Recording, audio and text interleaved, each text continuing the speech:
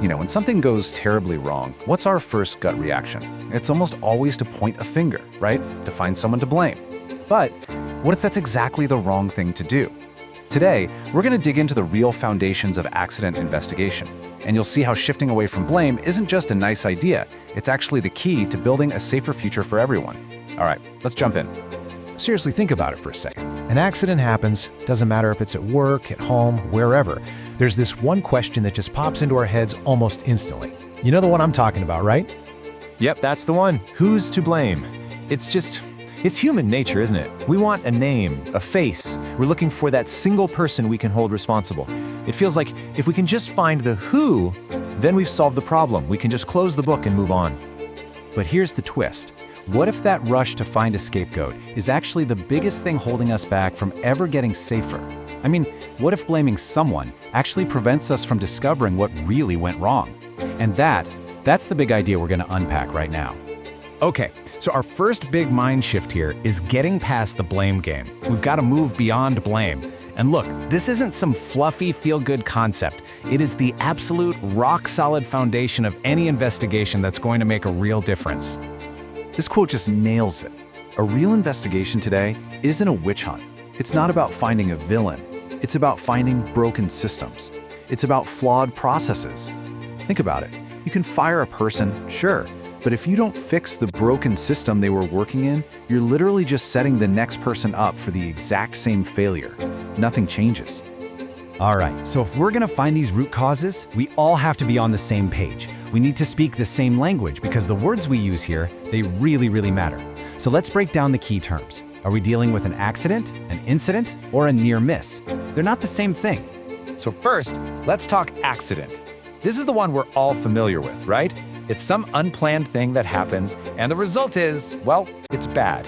Somebody gets hurt, something gets damaged, there's a real, tangible consequence you can see and feel. Okay, then we have an incident. Now, this is a much bigger bucket. An incident is pretty much any unplanned event that had the potential to cause harm or damage. So you can think of incident as the umbrella term, and under that umbrella you've got accidents, and you've also got our next one, which is super important.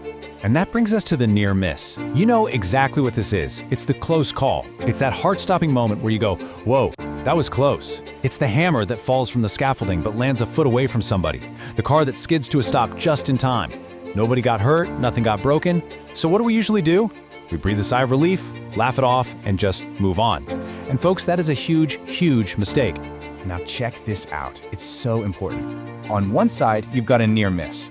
On the other, a full-blown accident. Now look closer. The things that led up to that final moment, they are identical. The bad procedure, the faulty piece of gear, the supervisor who wasn't paying attention, all those ingredients are exactly the same in both cases. The only difference is luck, pure chance. That's why a near miss isn't just something to be thankful for, it's a gift. It is a free, painless lesson in how to stop a future disaster. So why are we so focused on this? Why is it so critical to prevent these things from happening? Well, it's because the real cost of failure, it's almost always way bigger than we think. You might see a number like this one. And that number, that could be what a company pays upfront for a serious accident. Medical bills, workers' comp, fixing the broken machine. These are the direct costs, the stuff you can easily count and put on a spreadsheet. And yeah, they're big numbers, for sure. But here's the thing, that number, it's totally misleading. It's just the tip of the iceberg.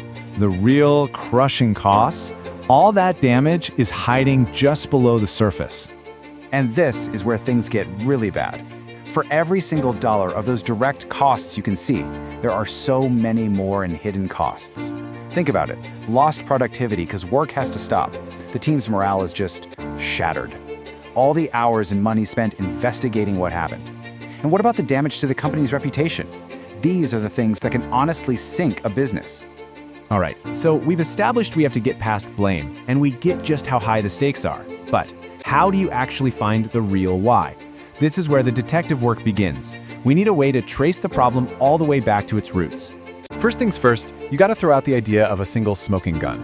It's just not how it works. Accidents are almost never caused by one big dramatic failure. Nope, they're the final result of a whole chain of smaller problems. A series of little failures that all just happen to line up in the worst possible way.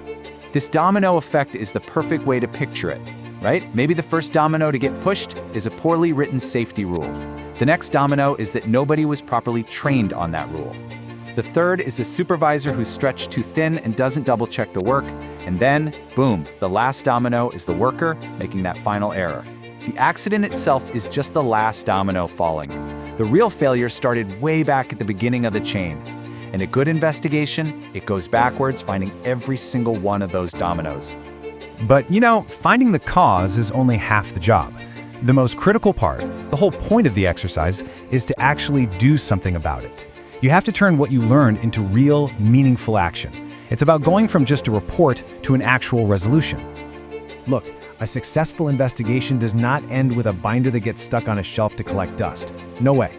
It ends with real, lasting change. It leads to better safety procedures, training that actually works, maybe even redesigning tools and systems to be inherently safer.